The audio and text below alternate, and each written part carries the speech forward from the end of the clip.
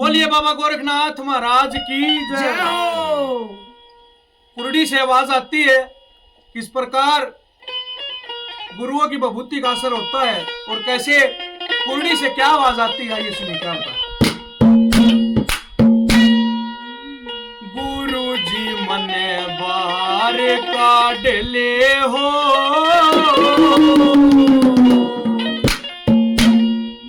मन होली बारासा,